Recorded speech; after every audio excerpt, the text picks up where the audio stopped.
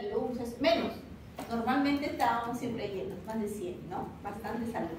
Cuando me cuenta el señor Jeremy que eran poquitos, dije, ¡ay, wow! Pero igual para comodidad de ustedes, no se angustien ni nada, acá no es el hecho de que queremos jalarlos y demostrar eso, pero no se aprovechen ninguna oportunidad. Después de esta clase, debe ser un pequeño quiz, solamente para relajarnos. Un quiz. Un quiz, ustedes escanean el código y ustedes cómo van. De esta clase. Porque pensaba hacer algo como primero a ver cómo estaban de esto y después del otro, pero ya yo mismo me canso. Vamos a dictar esta clase que justamente se llama bioenergética. Esta clase es previa a lo que es metabolismo. Porque ustedes tienen que saber todo lo que es enzima, como lo va a dictar la doctora, y esto para poder entender después cómo, o sea, para venir con la base, cuando venga el doctor Carlos del Águila y comience a hablar de los ciclos metabólicos, todo lo que viene, las enzimas, los cambios, y ya ustedes saben qué tipo de reacción es, por qué se da esa reacción, cuántas ATP se forman, cuántos reducidos se forman, y tal, para que puedan ser mucho más sencillo el diálogo con los doctores que hacen metabolismo, que son justamente todos los médicos. Todos los médicos hacen esa parte, ¿ya? La mayoría de ellos casi. Entonces, vamos a hablar primero de las leyes de la termodinámica, mencionaremos las termomoléculas y terminaremos con la parte de bioenergética. Si ustedes no entienden algo, no se les cuadra algo, me dicen, profesora, repítalo, no hay ningún problema, se repite, ¿ya? Si yo pregunto, no quieren hablar, yo mismo me respondo, bueno, pero acá estamos en un ambiente, ustedes me conocen de biología, saben que no hay ningún, si se equivocan no hay problema, estamos para aprender todo, todos nos podemos equivocar, ¿ya? Pero me gustaría que como somos un grupo pequeño, se necesita lo normal, podamos disfrutarlo bastante bien y cerrarlo. Otra cosa, yo no tengo ningún problema de que ustedes, si están con sueño, porque veo caritas de caíditas, saquen su agüita, traigan su chocolatito, coman su comidita, si quieren ya, hasta el tapercito les permite que salgan y comiencen a trabajar. No hay problema con eso, porque es una hora un poco incómoda, es 1:50. Unos no habrán almorzado, otros tal vez sí, están con toda la sangre en el estómago y la cabeza están que nos caemos de sueño. No hay problema, háganlo. Es más, ya incluso yo ya ni siquiera interrumpo si están durmiendo, por eso. Antes sí me molestaba, despiértate. No, que duerma. No hay problema, que duerma ya. Pero lo que sí no me gusta es que estén fastidiando, inquietos, así, molestando a uno a otro. Eso sí no me gusta porque me interrumpen a mí, me marean, me confunden, me distraen mucho, me disperso y después yo me olvido de lo que estaba hablando.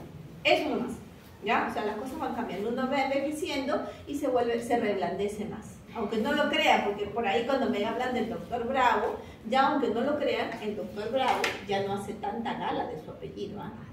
Ya está más blandito. Cuando yo le entré era bravo, realmente bravo, sin asco, cero, eso no importaba. Y bueno, pero ahora no, yo veo que está más buenito está, aunque no lo crean. El año pasado, él siempre tomaba un examen de laboratorio, uno nomás, y el año pasado era más práctico, porque habían comprado, era más alumno, bueno, otro distinto a este. Y él no toma más de un examen de laboratorio, es la única nota. Yo le pedí, por favor, doctor, tómele aunque sea uno más. Pero yo nunca he tomado. Mira, doctor, no sea malito. Ya, bueno, ya, lo haré. O sea, serio. Eso es algo que normalmente no hacen. Por eso a ustedes les dije, no se angustien si están con el doctor Bravo en seminario. Porque el doctor Bravo no es así de jalador como para el laboratorio. Que sí le gusta un poquito así. Se manda, se va de bambo, como quien dice, ¿no? Ay, le pone 5. Aunque el año pasado no jaló tan feo, ¿ah? La verdad que no. Porque claro, ya su mesa le decía, a usted les toca con el doctor Bravo, acuérdense, sí, como que los decía, ya si no me hacían caso, ya pues era su asunto de ellos. Que hubieron dos niñas que no me hicieron caso para nada, ellas sí estaban más relajadísimas. Pero los demás, del miedo nomás, les pusieron así las pilas. ¿Ya? Y es lo que ustedes van a ver conmigo todo el semestre, con ustedes, que lo estoy aplicando desde el año pasado. Vamos a ir de la manita, ¿ya? Para que no haya el asco de jalados que siempre han habido. Y digo asco porque a veces venían 20, 30 jalados en pipí. ¡Uy, correcto! Me había espantado. No sabía si nosotros estábamos mal o ustedes. Pero eso no es la idea. ¿Ya? Yo creo más en la motivación y dar lo que se pueda dar en la medida de lo posible. Pero si ya ustedes no aprovechan esas circunstancias, ya no es mi problema. ¿Ya? Entonces, empecé. Vamos a ver. Sabemos que la palabra metabolismo significa transformación. Eso es metabolismo. Cuando le hablan metabolismo de glúcidos, transformamos todos los carbohidratos que consumimos. No solo los que consumimos, sino principalmente lo que se absorbe y es transportado por el torrente sanguíneo, ¿no? Para llegar a la célula. Entonces, es un conjunto complejo de reacciones, ¿ya? Para mantener la célula, la vida. Y entonces, en metabolismo, buenas tardes, tenemos que mencionar dos palabras, catabolismo y anabolismo, que en un momento los vamos otra vez a mencionar, ¿ya? Más adelante. Y todo este metabolismo produce o necesita ¿qué cosa? ¿Cuál es el nombre de esta clase? Bioenergía. Requiere energía, ¿ya? Requiere energía. En el momento que ustedes comen, porque eso es una forma, estamos dando un nutriente, estamos dando una molécula de la que va a ser transformada en nuestros torrentes sanguíneos para que después en el intestino sea ¿qué cosa? Absorbida. Y esas moléculas que son absorbidas hacia el torrente sanguíneo entran en otra etapa. Ese es un mecanismo de transformación también. Es un metabolismo lo que pasa en nuestro sistema, que le llamamos digestión, pues, ¿no? Y yo siempre utilizo ese ejemplo porque es el más común, el más clásico, el que todos conocemos.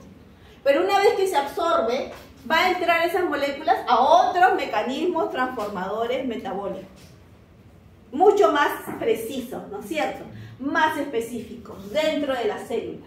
¿Qué es lo que ustedes van a ver, ¿no es cierto? A partir de acá 2 clases, cuando venga el doctor Carlos de Águila y empiece, y él es el capo en lo que es carbohidratos. Él es el capo en lo que es carbohidratos, y lo maneja al derecho y al revés. ¿Ya? Entonces, pero se requiere energía, pero también se gasta energía, pero también se aporta energía. ¿Y cuál es la molécula energética que nosotros conocemos? El ATP. Acá sí han dejado pizarra, qué bueno. Sí, porque en las escuelas del pabellón B no hay pizarra. No hay pizarra. Son las pizarras estas interactivas. Claro, no, pero tengo mis plumas. ¿Ya? El ATP, que recuerden, no es únicamente el ATP, ¿ya? También puede ser, dentro de las moléculas de trifosfatíricas, está la adenosina, también puede ser la guanosina, la citidina, la urina. Todas esas ATP, CTP, son moléculas energéticas y tienen el mismo valor energético, ¿ya? Entonces, ese es el objetivo, un poco de entender esta clase y lo que ustedes, esta clase y lo que lo van a relacionar con lo que vendría a ser metabolismo. Porque, claro, se tiene que obtener, se gasta ATP, pero al mismo tiempo se obtiene. Es un ciclo. Entonces, ¿cuáles son nuestras fuentes energéticas? De hecho, los carbohidratos. Nuestra primera molécula, la molécula energética orgánica más importante, la glucosa.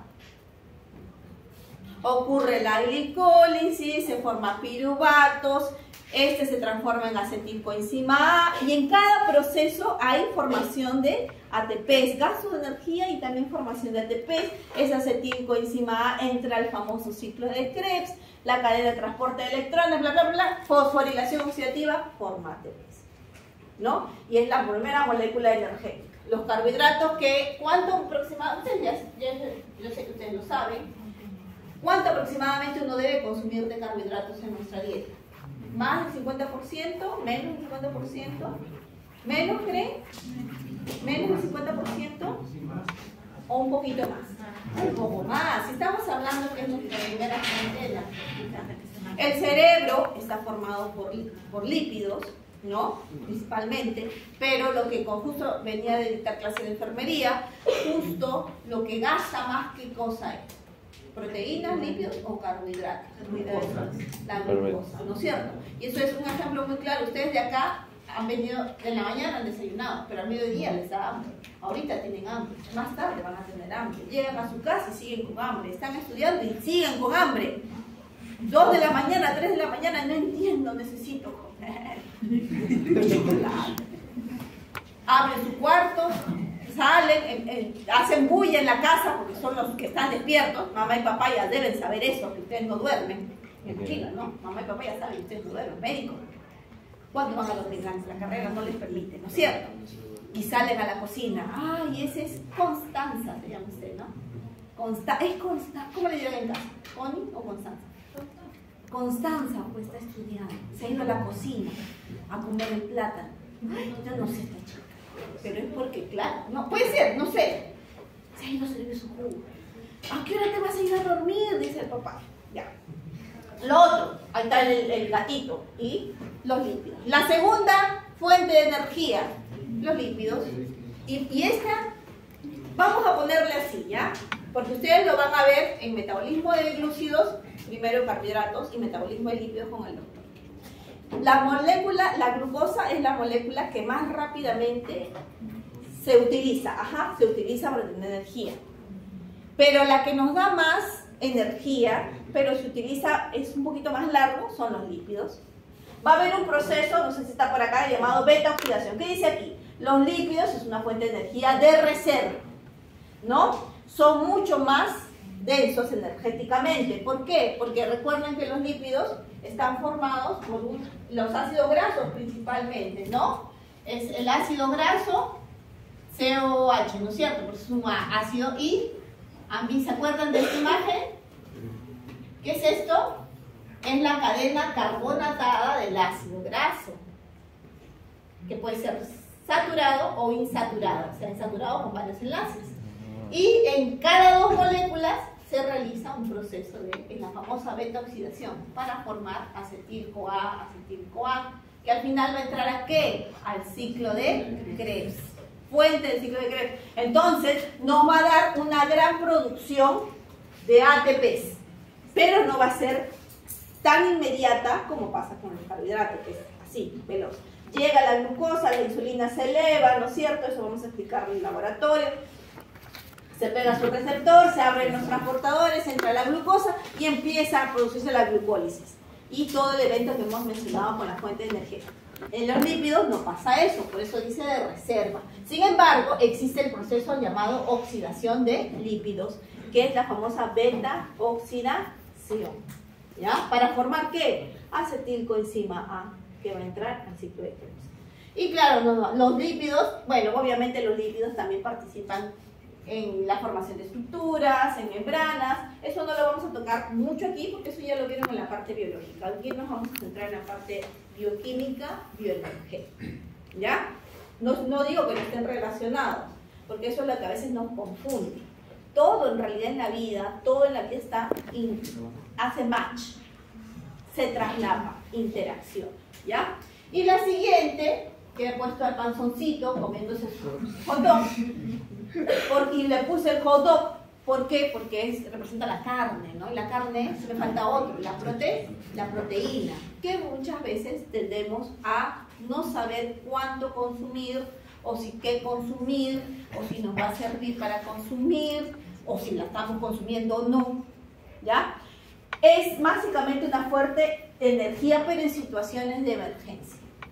¿Por qué? Porque la proteína no se consume ya que tiene múltiples funciones biológicas. Entonces, no es únicamente una fuente de reserva, es una fuente de diferentes cosas, de defensa, de transporte, hormonal, estructural. Entonces, imagínense, si eso pasa, si la célula no tiene nada, vamos, los ejemplos que ahora están pasando, por ejemplo, en Gaza, ya, ahí lo manejó. ¿Qué está pasando ahora en Gaza? ¿Y por qué tomo Gaza? Por ejemplo, porque ya está, exacto, no hay nada, están muriendo de hambre, ahí no tienen nada, ahí está ocurriendo esto que no debería darse, en donde la proteína posiblemente está sirviendo lo último que les queda para fuente de energía. Por eso, pero eso es de emergencia, eso significa que ya no hay nada más que comer. Profesora, ¿puede generar energía proteínas? Claro que genera, tiene sus kilocalorías. pero la célula no lo va a utilizar para eso.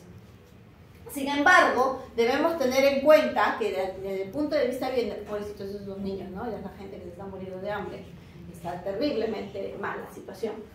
Pero eso es otro tema, y es un tema social, político, el que ahorita no vamos a mencionar. Sin embargo, debemos mencionar, sí, que los aminoácidos que nosotros consumimos, o que también tenemos una pequeña cantidad que formamos, van a entrar a un proceso de metabolismo también, a una biosíntesis de eso. Con el doctor Helio, que es el encargado de esa área, van a ver todo lo que es metabolismo de aminoácidos, procesos de transaminación, procesos de desaminación. Es más, algunos de aquellos procesos de transaminación o la desaminación pueden entrar a un ciclo de Krebs. Y por lo tanto, si entran a un ciclo de Krebs, va a haber formación de ATP, de NAD reducido, FAD reducido, y por lo tanto van a ingresar también a la cadena de transporte de electrones y fosforilación oxidativa que ahorita vamos a mencionar. Pero sin embargo, no es que esa sea su función principal, ¿ya? Dar energía como tal. Contribuye, pero no es del global que nosotros tenemos entre la glucosa, los carbohidratos y los lípidos, ¿ya? Hablando del proceso bioenergético. Entonces, vamos a mencionar rapidito una ruta metabólica, las dos rutas metabólicas que nuestro organismo puede realizar. Una en condiciones de oxígeno, la aeróbica, que acabamos de mencionar, en donde la principal gestora es la glicólisis, que se produce en el citoplasma. Y eso a su vez va a pasar, ¿no es cierto? Va a ingresar ¿a dónde? A la mitocondria. Porque acuérdense que la glucosa, eso lo van a explicar bien el doctor Carlos, ¿ya? Solamente estamos aquí dando una visión general. Van a formarse sus ácidos pirúvicos, todo en presencia de oxígeno.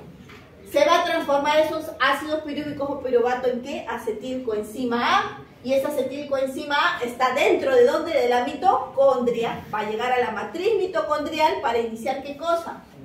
El ciclo de Krebs en presencia de oxígeno, y al final se van a formar NAD reducidos, FAD reducidos, que ahorita vamos a mencionar otra vez, ¿no? Estos son variantes de bases púricas: nicotinamida, adenina, dinucleótido, flavina, adenina, dinucleótido, son como variantes, ¿ya? Pero importantes, indicadores, son moléculas orgánicas energéticas. Ahorita vamos a saber por qué son necesarias que se formen estas dos. También forma ATP, y estas van a entrar que vamos a mencionarlas aquí, en la membrana interna de mitocondria, la cadena de transporte de electrones, para que ocurra este transporte de electrones, la quimiósmosis y la fosforilación oxidativa. Fosforilación oxidativa, ¿a qué le recuerda? ¿Qué palabra? ¿Con qué molécula estará relacionada? Fosforilación oxidativa. Fosforilar, muy bien. Y estamos hablando de, está muy bien, vamos viendo el paso. Y si estamos hablando de bioenergética, y mencionamos hace un ratito, ¿cuál es su nombre, señorita? Estrella, ¿verdad? Está la estrella. La señorita Star. Como bien dijo la señorita Estrella, con el ATP. O sea, esa es la idea, fosforilar. Hay que tratar de encontrar esa, no aprendernos los nombres así a rajatabla, sino buscar un poquito, decir la mnemotecnia un poquito y relacionarla con determinadas cosas para poder ser mucho más fácil nuestro aprendizaje. Porque bioquímica es muy denso y muchos le tienen odio a bioquímica. Yo también le tenía, ¿ya? Cuando era estudiante, obviamente. Porque el profesor venía, pues en esa época la docencia era como que me interesa, soy profesor universitario y nunca me voy a convertir en uno de EBR, como de colegio, ¿entiendes? O sea, había como una especie. Ahora no, ahora tienes que aprender todas esas. ¿Cómo está? Está grande. Voy a llorar. Es bonito verlo, de verdad. Bueno, uno se hace cada vez más vieja, ¿no? Entonces ya las arrugas aparecen, las canas empiezan y todas esas cosas. Pero es bonito ver a los oxígeno. La otra que nosotros también podemos hacer, y acuérdense, en presencia de oxígeno tenemos una mayor producción y cantidad de ATP, eso ténganlo claro. Mientras que la otra, que sí produce una cantidad de ATP es menor, es la ruta metabólica anaeróbica, ¿ya? Estamos separándolos en nosotros, ya no estamos centrándonos no en organismos animales, vegetales, vamos a llevarlo a nuestra constitución, al ser humano, para que les sea mucho más fácil poder relacionarlo y entenderlo, básicamente por eso, ¿ya? Ustedes van a tener su clase de microbiología, y en microbiología van a hablar de las bacterias, y van a hablar de su metabolismo. Ya esto ustedes ya lo tienen que ver así. O sea, bioquímica ya la deben saber así cuando lleguen a microbiología. Que el profesor simplemente va a hablar esto, ocurre esta metabólica, y da esto, en esta bacteria. Que está en relación mucho con los trastornos de enfermedades urinas. Y la mayoría de nosotros hacemos una respiración aeróbica y anaeróbica en menor medida. Las procariotas pueden ser aeróbicas o solamente anaeróbicas, excelentemente bien, o facultativas, que son las dos. En el caso de las anaeróbicas es cuando el oxígeno es limitado, no hay mucho oxígeno.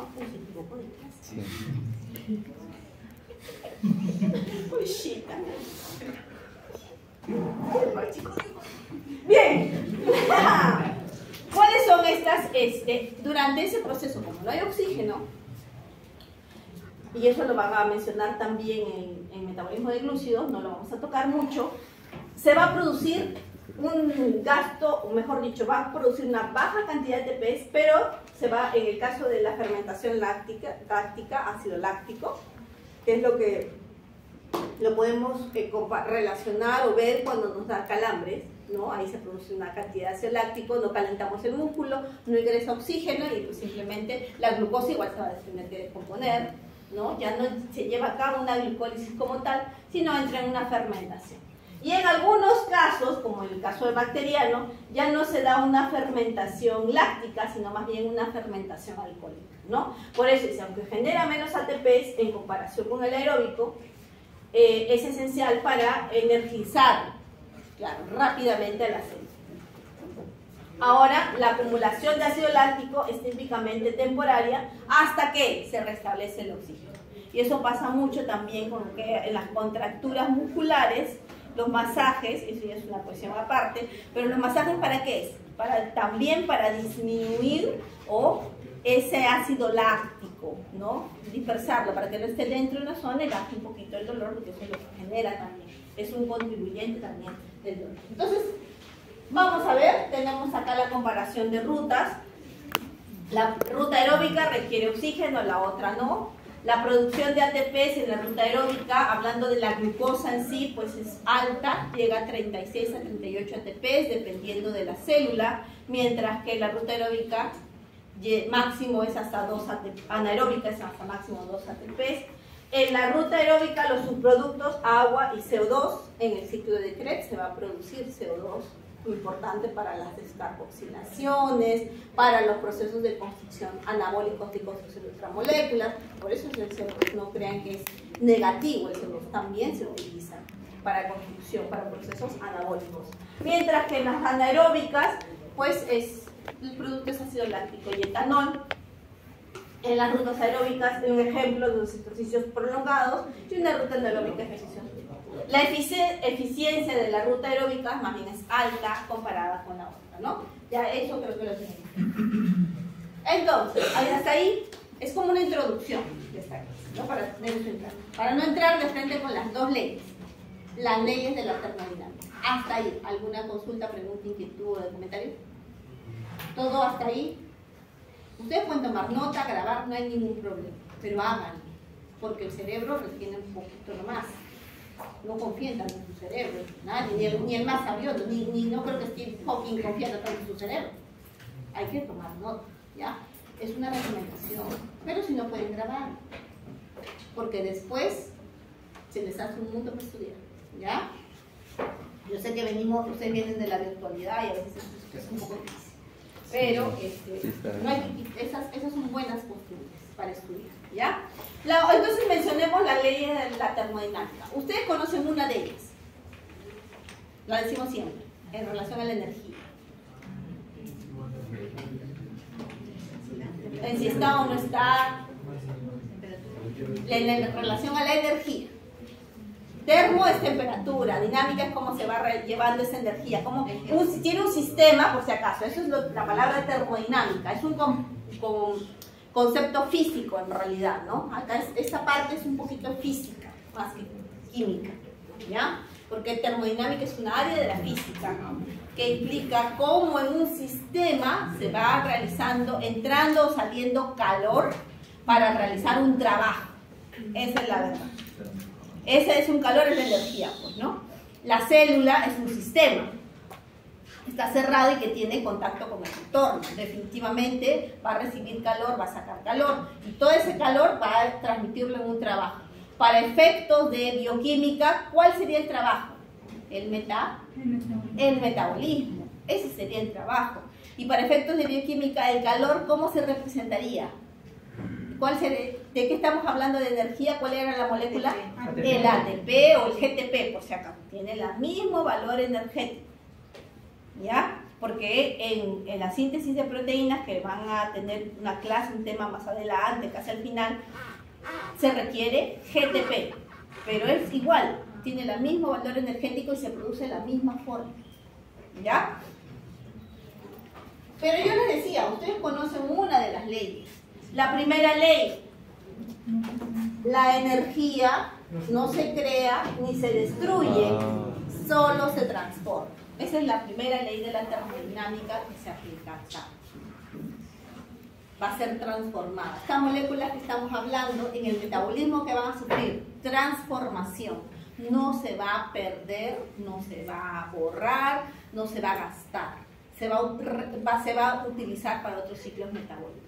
Por lo tanto, la cantidad total de energía en un sistema aislado siempre va a buscar permanecer constante. En un sistema aislado, la célula siempre va a buscar permanecer constante, ¿no? Mantener. Si de la glucosa se saca 36 a 38 ATP, esa es la eficiencia que se requiere del consumir glucosa, del metabolismo de glucosa. Eso no se va a cambiar, no se va a alterar, se va a mantener constante.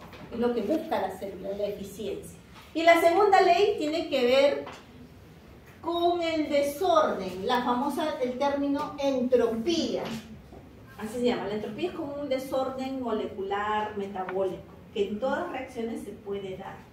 ¿Ya? Que es también tiene que ver con la espontaneidad. Si la reacción es espontánea, no es espontánea, si genera energía o gasta energía, ¿ya?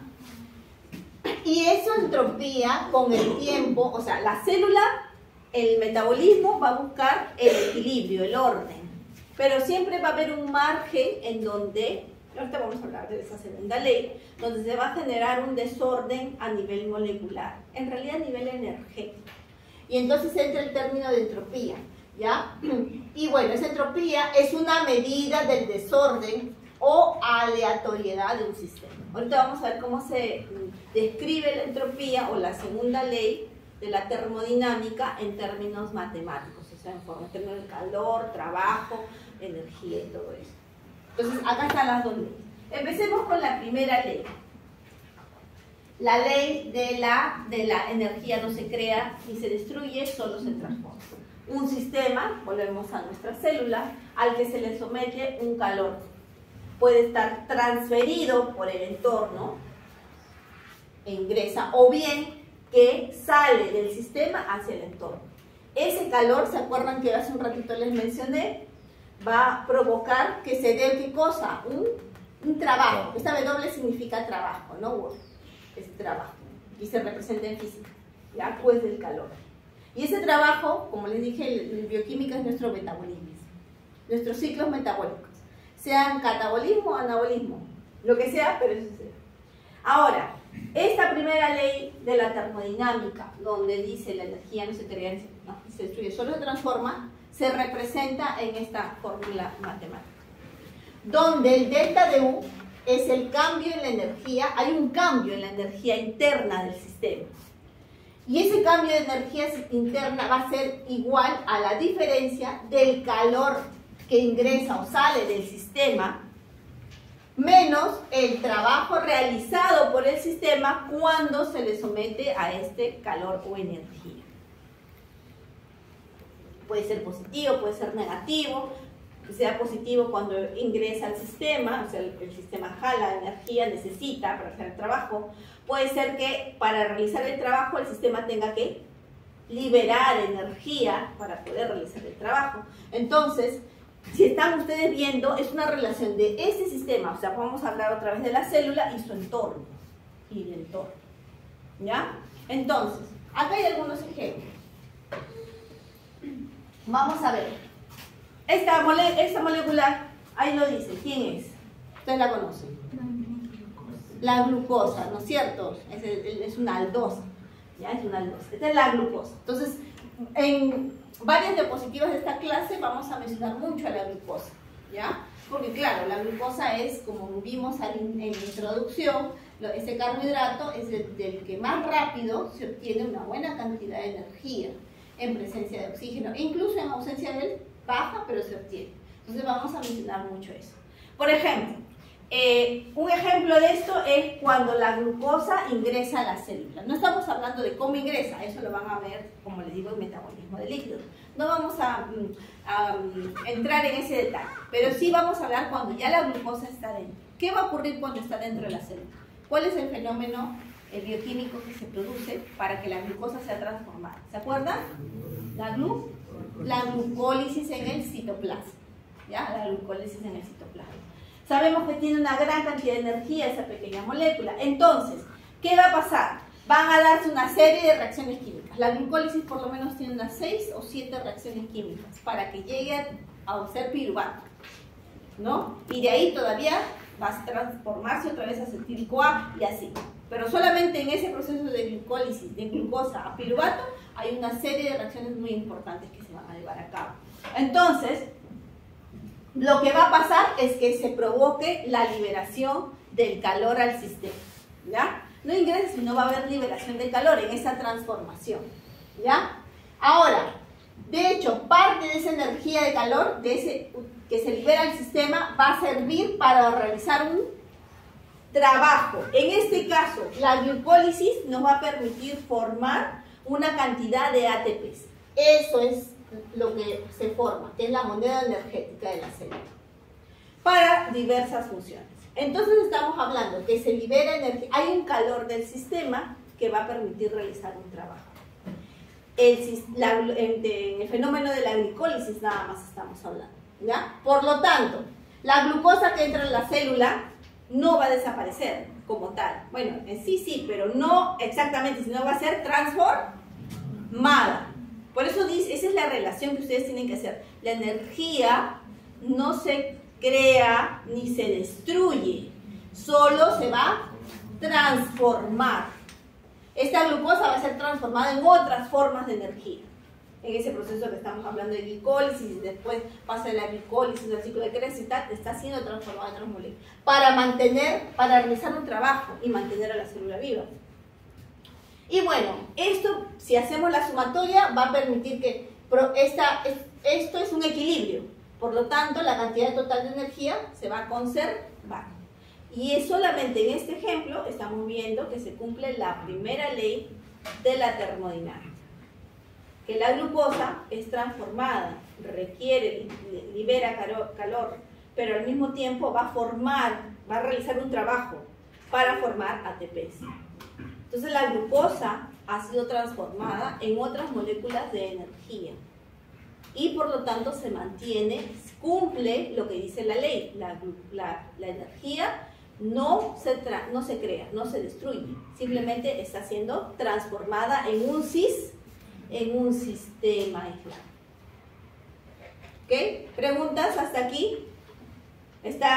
Me he dado a entender sobre el ejemplo de la primera ley de la termodinámica para entender por qué es eso de energía no se crea ni se destruye. O sea, lo tenemos conocido, sabemos que es así, pero ¿cómo se aplica eso en un organismo vivo, en una molécula viva? Y acá tenemos un ejemplo, la glucosa. ¿Ya?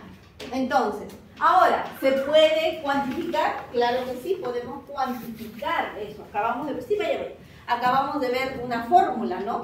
De la primera ley de la termodinámica. El delta de U, el cambio de energía, es igual a la diferencia del calor al que se le somete el que entra o sale del sistema, menos el trabajo que realiza en base a ese calor. Entonces acá tenemos dos ejemplos. Uno en el que el delta de U, el calor, esa diferencia de calor específico es positiva y otra es que es negativa. ¿Por qué? Porque en el caso de acá, ¿no?, el entorno es el ambiente y este es el sistema. Digamos que esta es la célula y el entorno donde se encuentra la célula. Acá se está incorporando calor para realizar un trabajo, mientras que aquí el calor está saliendo, o sea, está liberando energía. Por lo tanto, ya, y en este caso, el calor es el mismo que el trabajo al sistema, o sea, la diferencia es igual. ¿Qué es lo que podemos decir? Que cuando el Q, el calor, la energía es positiva, el sistema está absorbiendo calor. Cuando es negativa es porque el sistema está cediendo esa energía al entorno. Si el trabajo es positivo, el sistema está haciendo un trabajo sobre el entorno. Si el W, o sea, el trabajo es negativo, significa que el sistema está haciendo trabajo sobre sí mismo, no hacia el entorno, sino sobre sí mismo. Por eso es que parece que estuviera ingresando. ¿Ya? Entonces, esa es la parte de la primera ley. Y ahora viene la segunda ley, la de la entropía. O sea, ambas leyes están reunidas en lo que vendría a ser un sistema como la célula, un organismo vivo, en el que realiza metabolismo. Acá les he puesto un ejemplo. Vamos a poner en términos prácticos, ¿no? Dice ahí, una habitación que está ordenada. Van, entran, la dejan ordenada y la cierran. Nadie va a entrar ni salir. Pero con el tiempo, si ustedes no la limpian, si nadie entra, se va a llenar de polvo. Las cosas se van a comenzar a oxidar, se van a comenzar a picar. Los libros también, que de repente estaban en una estantería, comienzan a caerse de manera espontánea. Todo lo que estamos aplicando de esa habitación cerrada, que la dejamos limpia, todo ordenado en un momento, si no volvemos a ingresar, pues obviamente va a comenzar a tener cambios de manera espontánea. Por eso es lo que dice aquí. Empieza a ocurrir, este aumento es espontáneo, este cambio es espontáneo. ¿Por qué? Porque ocurre un desorden. Y eso es este ejemplo es un ejemplo muy sencillito para explicar la segunda ley de la termodinámica. Es decir, que si las reacciones se realizan de manera espontánea o no de manera espontánea. ¿Ya? Bueno, vamos a ver. Como dice ahí, todos los sistemas buscan el orden. Por si acaso, si la entropía es el... Vamos a ponerlo aquí para escribirlo, ¿ya? La entropía es el desorden, ¿ya? Hablando en términos termodinámicos, ¿ya? El opuesto de la entropía es la entalpía, que es el orden. Entonces, normalmente lo que busca la célula es esto, principalmente, pero no significa que esto no se produzca sobre la célula, o sea, el desorden.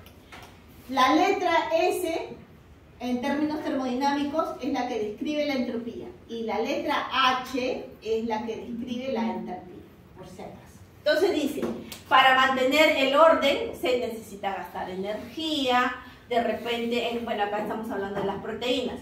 Entonces, pero busca, ¿no es cierto?, mantener ese orden, esta entalpía. ¿Cómo? Para tratar de evitar lo menos posible que se produzca en mayor medida este desorden o entropía. ¿Cómo las células evitan este desorden o entropía? ¿Ya? ¿Qué van a hacer? Van a requerir constantemente aportes de energía, provenientes de los nutrientes que consuman, provenientes obviamente de los nutrientes del entorno. De tal manera que al utilizar energía también la célula no solamente aproveche lo que consumen los nutrientes, sino también pueda eliminar desechos dentro de su estructura interna que puedan provocar que este desorden supere al orden establecido termodinámicamente. ¿Ya?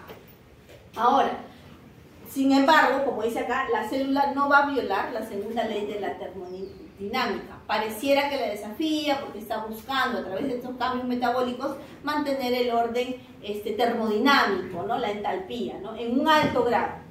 Sin embargo, al mantener ese sistema, la célula, la entalpía en sí mismo, dentro de él, va a provocar que el resto, lo que está afuera, más bien dentro de lo que, mejor dicho, en su entorno va a generar la entropía, un desorden. O sea, mientras que yo me mantengo ordenado, lo que sale de mí puede provocar un desorden en el entorno, que al final va a afectarme a mí. Por eso es que dice, al transformar la energía contenida en los nutrientes, que es para mantener su entalpía, ¿no?, su nivel energético ordenado, la célula va a generar calor, que es lo que hemos visto en la primera ley. ¿No se dan cuenta que ambas leyes, bueno, si se dan cuenta, ambas leyes están relacionadas? La primera ley con la segunda ley. No son fenómenos aislados, no son momentos aislados. Ambas tienen relación una con la otra, porque la primera ley habla justamente de la entalpía, de transformar y mantener esa energía, mientras que la segunda ley dice, por buscar mantener este orden, se va a generar en su entorno un desorden, que también le va a afectar al sistema. Entonces, al transformar la energía contenida en los nutrientes, la célula genera calor que se disipa en el entorno. Por lo tanto, aumenta la entropía, ya sea tanto en el entorno como en el sistema mismo. Entonces, vamos a ver aquí. Para poder entender un poquito mejor esta relación de orden y desorden termodinámicos, ¿no?, que decimos, la célula tiene que realizar de todas maneras mecanismos transformadores. Lo tiene que hacer, lo va a hacer porque está viva. Y lo hace también para mantener su nivel energético. Sin embargo, al realizar esos cambios, ¿no es cierto?, en él, para mantener su estabilidad, está generando cambios alrededor suyo o en otras células, lo que genera cierto desorden termodinámico, o sea, una entropía, ¿ya?, que al final le va a afectar a la misma célula. Todo es como un cíclico, o sea, es como la ley de la acción-reacción. Yo hago y tú por ende vas a responder. Algo parecido a ese ejemplo. Y entonces surge el concepto de energía. La energía, el concepto de energía libre de Gibbs, para poder entender justamente cómo se van dando estas reacciones. Esto de que, uy, la célula está liberando calor. ¿Cómo se llama? Uy, la célula necesita calor. Ese calor ya no vamos a mencionarlo como calor, sino como energía en forma de ATP, ¿no? Ahora, pero al generar calor o al requerir calor, ¿su reacción es espontánea o no espontánea? Como hemos visto en ese ejemplo que dice, la habitación espontáneamente se va desordenando, ¿no? Porque simplemente está ahí, va a ocurrir diferentes cambios. Y entonces también está relacionada con esta Gibbs. Gibbs hace una relación de la primera y la segunda ley de la termodinámica, ¿no?, en donde que hemos explicado un ratito, y igualmente, como pasa, ¿se acuerdan? En el grupo A y B, la fotocolorimetría y las fórmulas, igualmente hace cálculos matemáticos y obtiene una fórmula que relaciona estos dos conceptos, y es denominada energía libre. Entonces, vamos a ver, ¿hasta aquí alguna pregunta, inquietud? ¿Me estoy dando a entender? ¿Sí? ¿Estamos yendo por buen camino o hay algo que de repente estamos chancándonos la cabeza y no entendemos? Pase, ya pasó ya. No hay problema. ¿Estamos bien? ¿Sí? Ya, vamos. Espero que sea silencio porque o no entendieron, eso decía yo, o no entendieron, o entendieron todo o no entendieron nada. No vamos a decir eso. Voy a decir más bien que hay una especie de, no sé, intromisión. Están así haciendo una reflexión interna para poder poco a poco, ¿no?, captar los conceptos. No hay ningún problema. No tienen ahorita que saber todo, ¿no? Antes éramos un poquito así, muy conductistas, ¿no? Tipo Skinner, ¿no? Si no lo haces bien, castigado, si no eres un bruto, que esto, que el otro, no sabes nada, ¿no? que yo todavía he escuchado un poquito con los profesores un poquito antiguos, ¿no? Su cabecita todavía es conductista, a los chicos, ¿no? Ahora no saben que ya pasó el cognitivismo, el constructivismo digital, o sea, ellos no.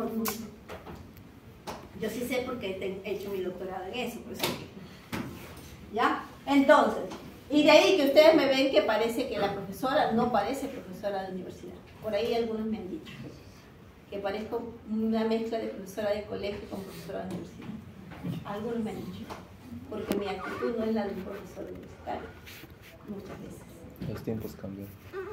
Lo que pasa no es tanto que los tiempos cambien, sino que yo he estudiado, me gusta tanto enseñar, que estudié mi maestría en ciencias universitarias y mi doctorado en ciencias de la educación, en la Cantuta. De cantuteña. Yo soy sanmarquina, yo les dije a ustedes, sí. Mi corazoncito es 3 cosas. 3 cositas en mi corazoncito. San Marcos, la Villarreal y la Cantuta. Y todo el estado. Todo el estado, nada conmigo. Intenté estudiar en particular.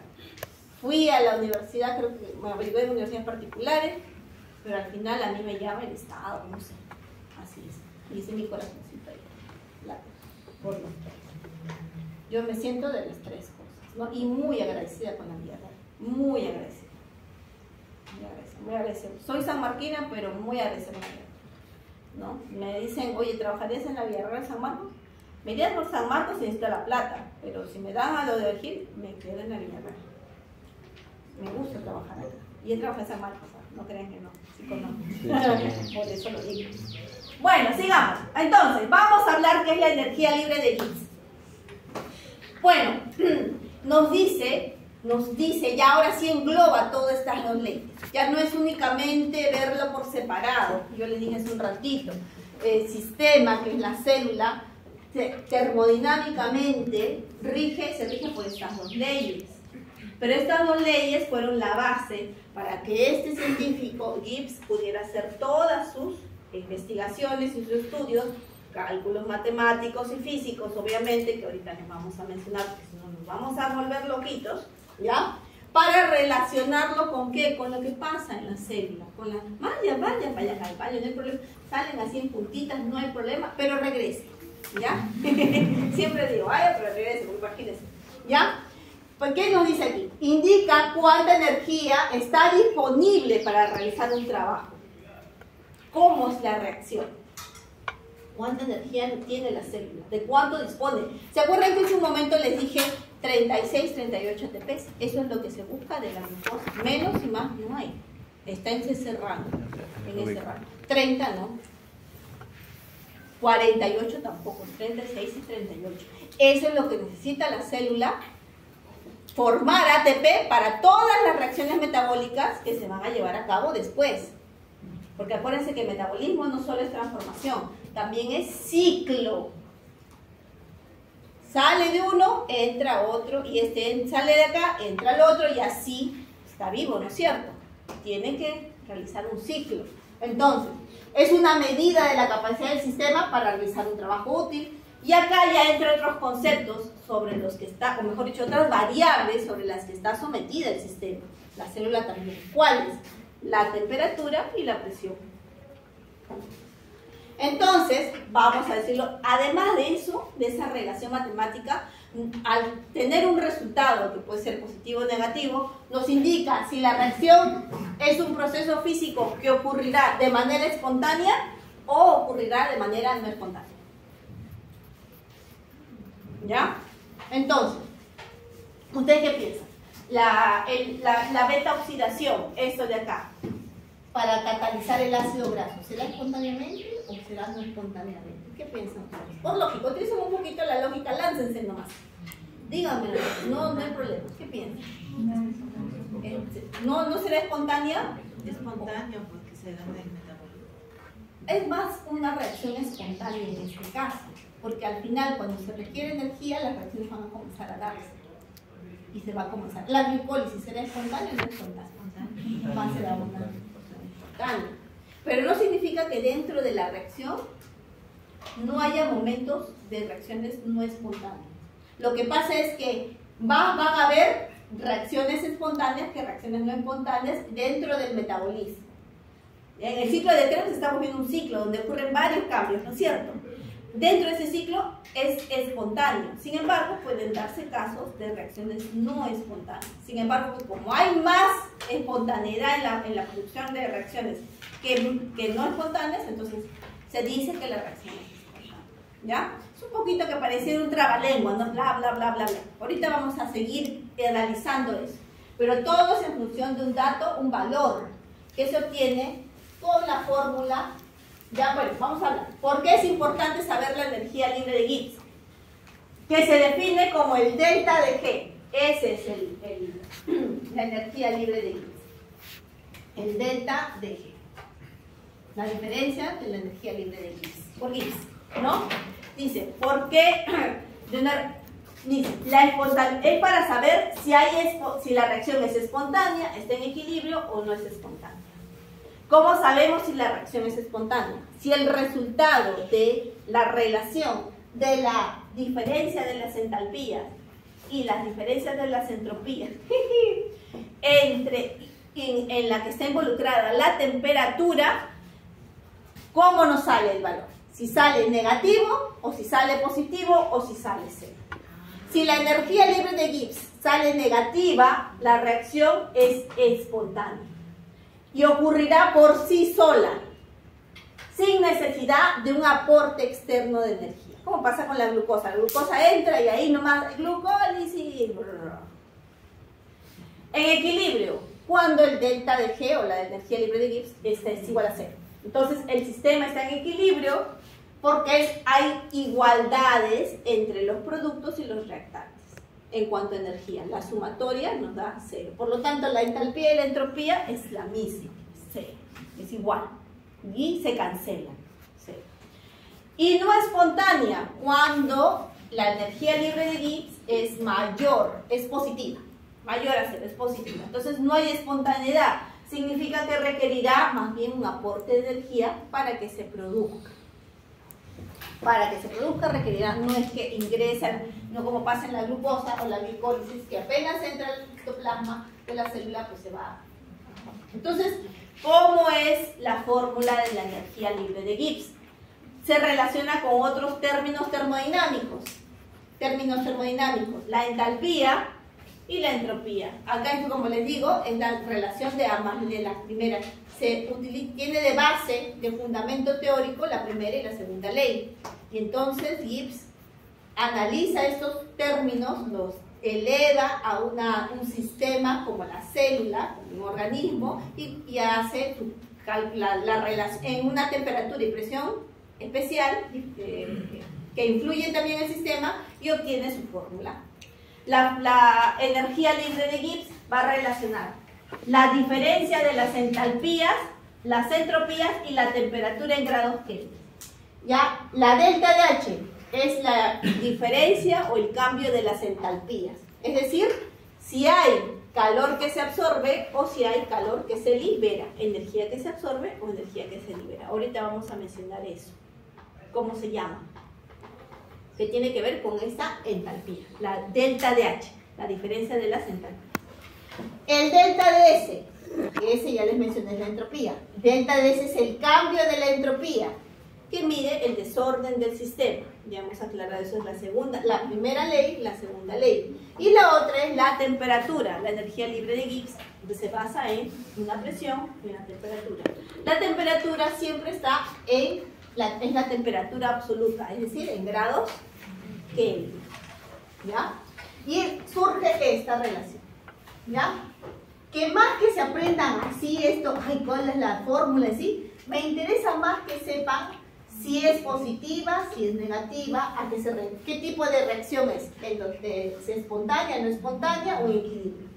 Sabemos, estamos diciendo, si esto es negativo, es espontánea. Si es positivo, no es espontánea, está en equilibrio cuando es cero. ¿Ya? Lo otro es algo que nos sirve de base, pero no es algo que tengamos que aprenderlo para efectos del conocimiento de usted. ¿Ya? ¿Quieren que haga unos 10 minutitos de descanso o me mando nomás? Díganme ustedes. ¿Un descansito? ¿Cómo? ¿O sigo nomás hasta que termine? Pero si lo veo así, les doy sus 10 minutos. O sea, si yo veo que la mayoría está... Ya, y les doy sus 10 minutos para que se soplen la cara, para que tomen aire, hagan yoga, ¿no? Hagan yoga de dedos, de cabeza, respiren 4 veces, aconten y boten el aire 4 veces, es importante. No sé, yo me voy a dar cuenta, ¿ya? ¿Sí? Porque siempre necesitamos un pequeño break, ¿ya? Para descansar. Hasta en la virtualidad, aunque no lo crean, uno se cansa de ver, necesita siempre. Entonces, vamos, ¿qué nos dice la ecuación de la energía libre? Bueno, vamos a decirlo así. Si, digamos, eso lo vamos a mencionar otra vez, sobre todo en esta parte, cuando veamos términos como reacción endotérmica, exotérmica, reacción endergónica y exergónica. ¿Ya? Ahorita vamos a mencionar eso en relación. Pero vamos adelantando. Si suponiendo el delta de H, o sea, la diferencia de entalpías, ¿no?, es negativo, decimos que la reacción es más bien exotérmica. Si el delta de S es positivo, la reacción aumenta el desorden del sistema y por lo tanto favorece la espontaneidad. ¿Por qué? Porque si este es positivo, positivo con negativo es negativo, y si este también es menor que esta, va a salir un valor negativo. Y por lo tanto el delta de G es negativo y significa que la reacción es espontánea. ¿Ya? Y la temperatura es muy importante porque ella va a contribuir a que este delta de S pueda ser mayor o menor, esa relación, ¿no? Entonces, contribuye y va a favorecer o ya bien que sea negativo o bien que sea positivo. La mayoría de nuestras reacciones orgánicas en la célula normalmente son espontáneas. Normalmente son espontáneas. Todas de ellas son espontáneas. ¿Puede darse el caso que haya una reacción espontánea? Sí, pero la mayoría son espontáneas. O sea, una vez que ingresa, es un estímulo. Llega y empieza a realizarse la reacción. Ustedes lo van a ver en enzimas, por ejemplo. Las enzimas están bien tranquilas. ¿O creen que están activadas todo el tiempo? No. ¿Cuándo se van a activar? Cuando llega. Excelente, cuando llega el sustrato. Eso ustedes lo han visto en biología. Cuando llega el sustrato, ahí empieza y todo se desencadena. Es algo más bien espontáneo porque llega. La enzima no, tampoco lo está buscando. Está esperando. No. Llega y como lo quita. Hace todo eso. ¿Ya? Entonces, eso es lo que pasa en el ejemplo de la célula. ¿Ya? Entonces, bueno, sigamos. ¿Sí? ¿Qué podemos decir entonces para repetir nuevamente o recordar? Que una energía libre de Gibbs negativa nos indica una reacción espontánea. Una mayor a 0 positiva es una no espontánea, igual a 0 es en equilibrio. Entonces acá les he puesto, acá ustedes ven estas moléculas, este es el cloruro de sodio, ¿no? El cloro y el sodio, y acá es el agua, ¿ya?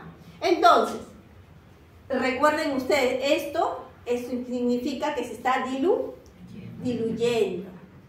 Para que el cloro y el sodio se diluyan en el agua, lo primero que tiene que pasar de manera espontánea es que una vez que llega el cloruro de sodio, el sodio, acuérdense que la unión de yodo y cloro en el cloruro de sodio, ¿qué tipo de enlace es? Es un enlace iónico, ¿no? De transferencia de un electrón. Pero para que la capa de solvatación de agua llegue, estos se tienen que separar.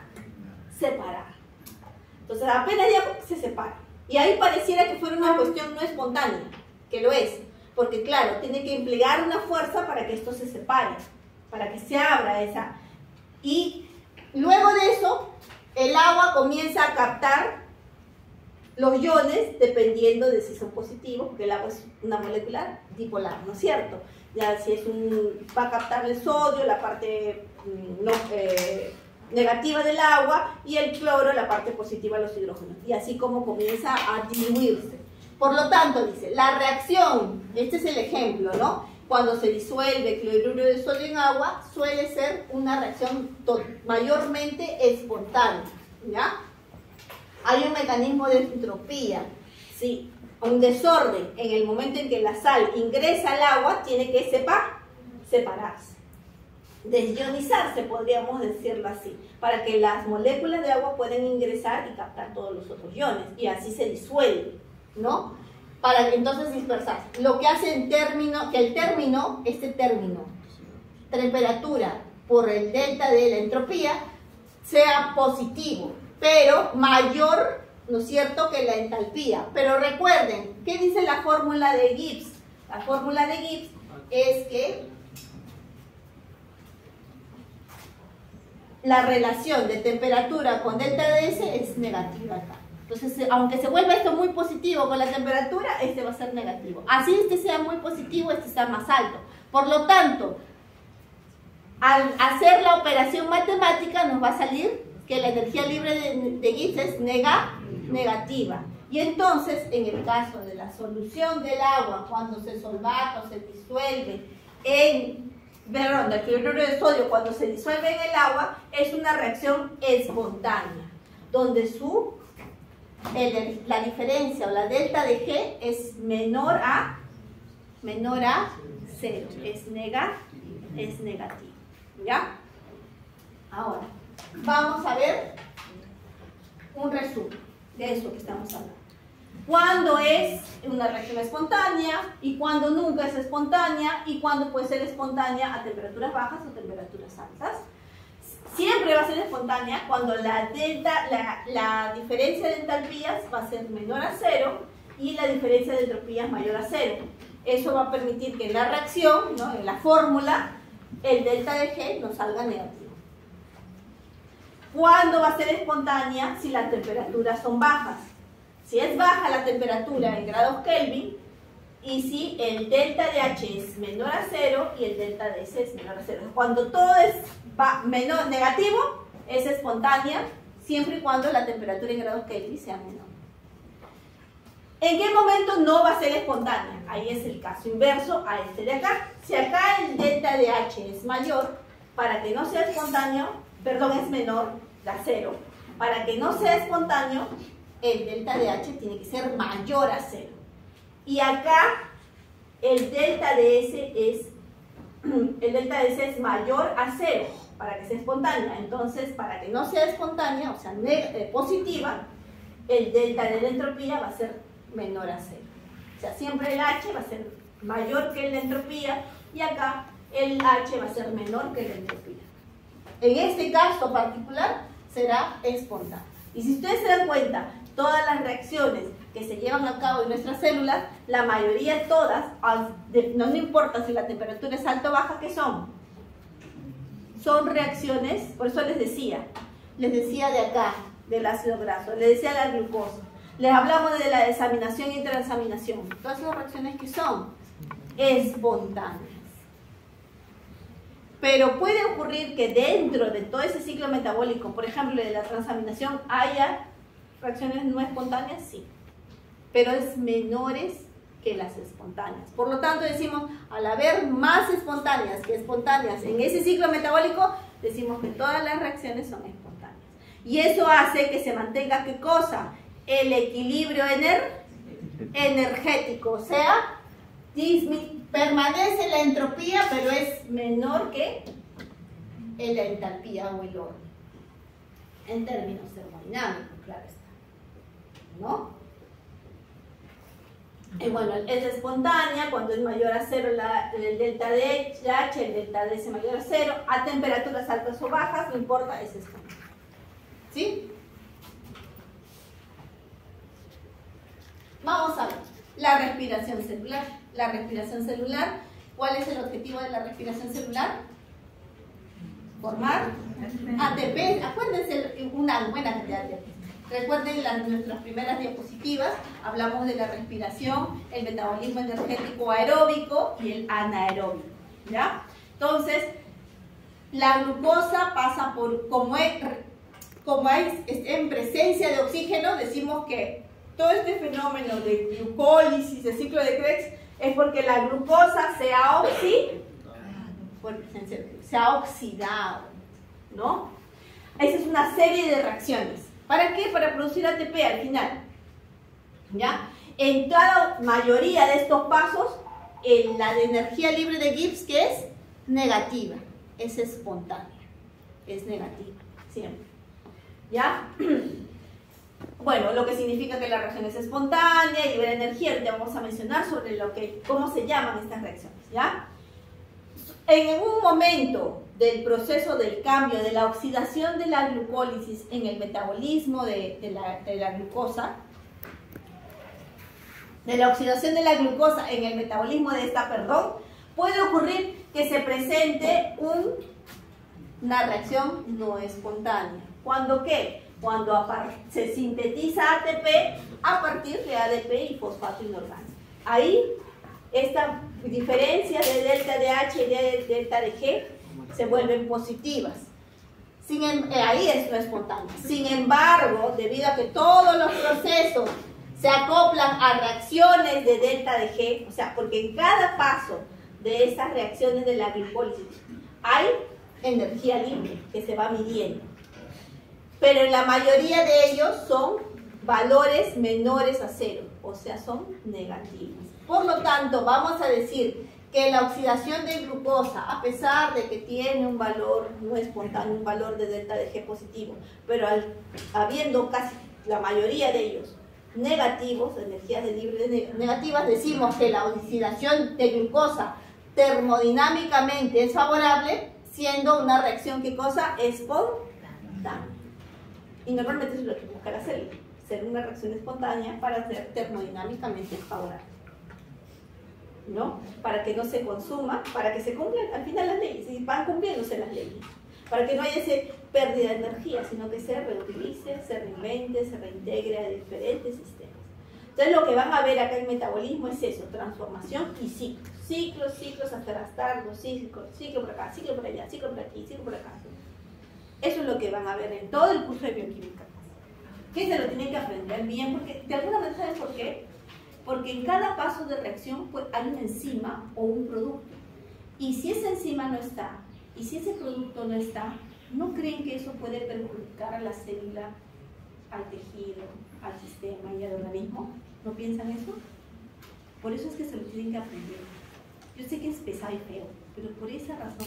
¿Y lo van a aplicar en qué curso? Ahorita he visto a sus compañeros de la base 60, que están en el 6º ciclo. Están llevando farmacología. Un curso clave, así como anatomía clave en el desarrollo de un médico. Porque si no, ¿cómo lo van a relacionar con las enfermedades, con las patologías, con las cantidades? Y claro, van a necesitar un poquito de esto. Claro, necesitan saber, este fármaco sirve para esto, porque ayuda a reemplazar tal o cual cosa, tal o cual enzima que no está. ¿Ya? Bueno.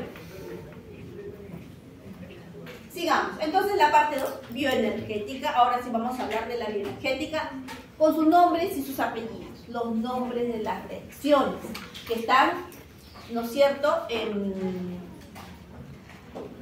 que se relacionan, se unen a estos conceptos que estamos viniendo estudiando, estoy escribiendo acá.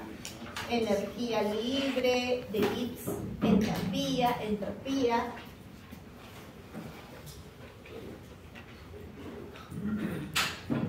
Empecemos con los nombres de las reacciones.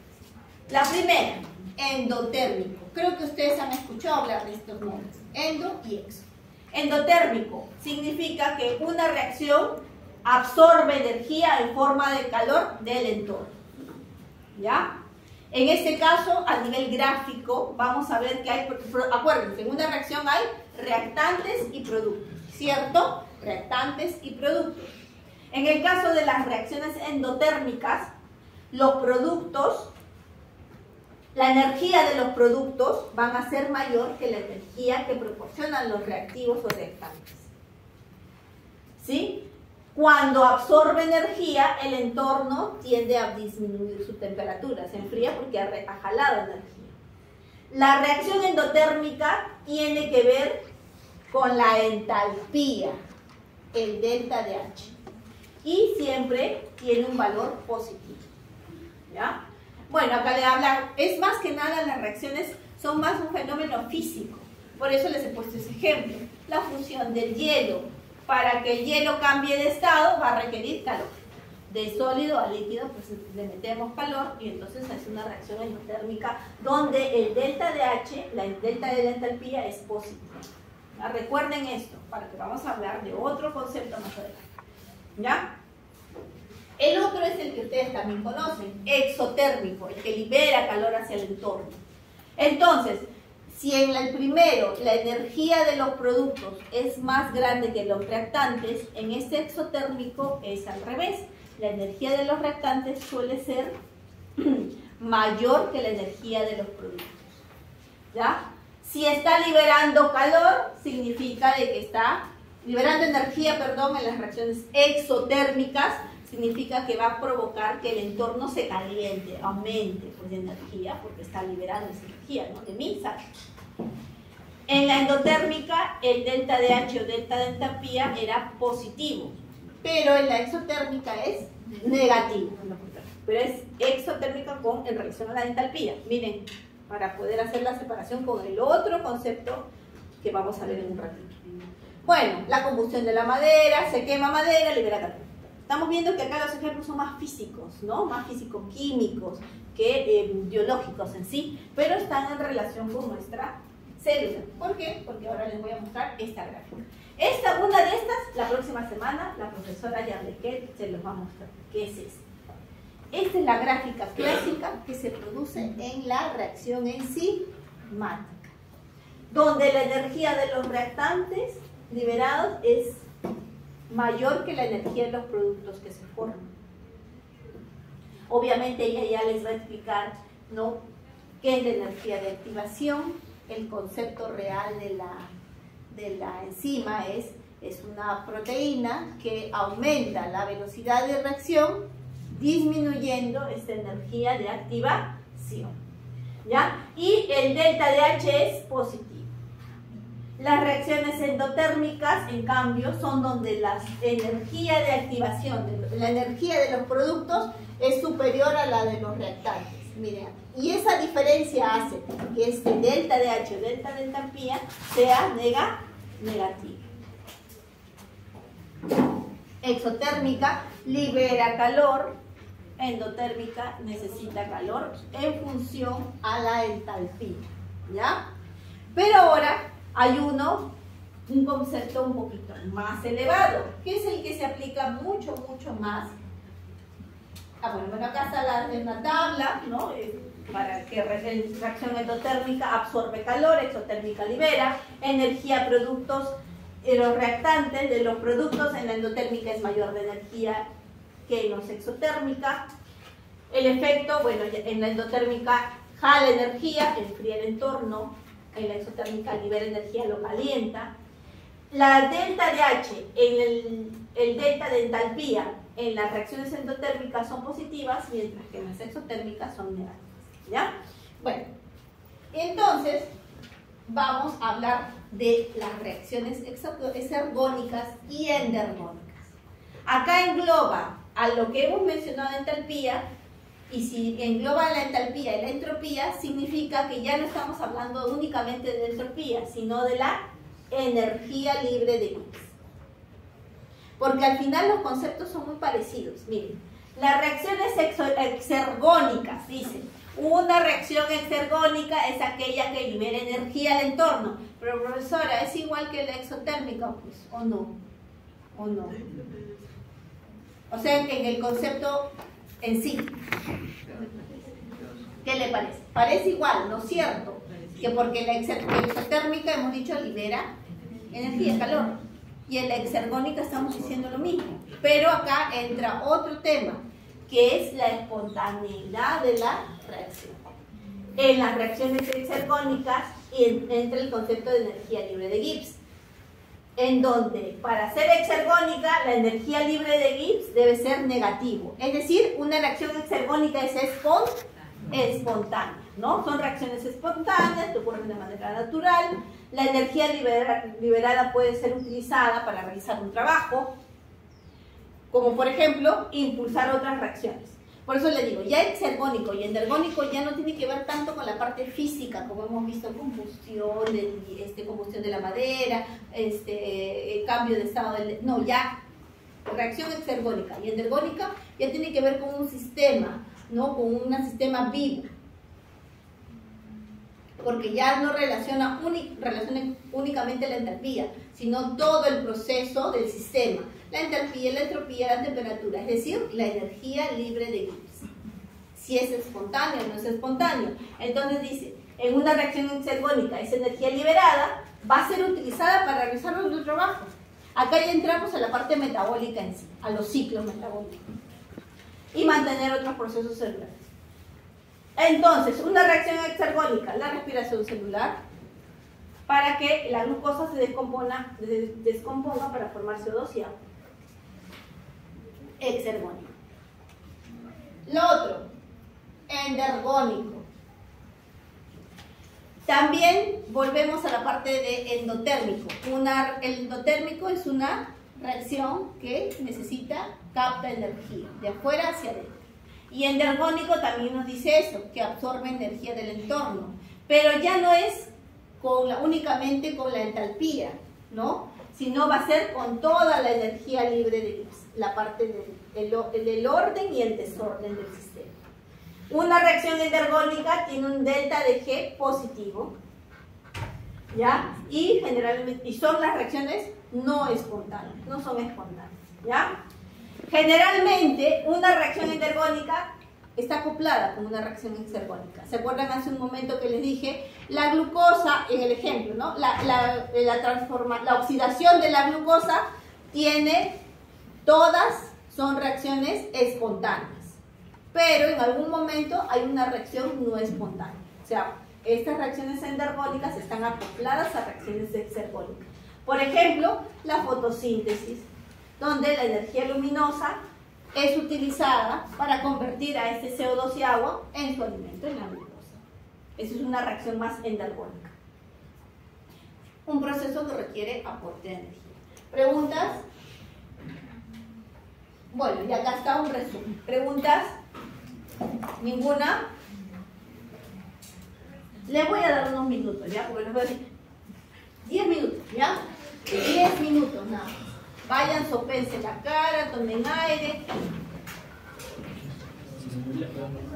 Vayan al baño, respiren, estiren.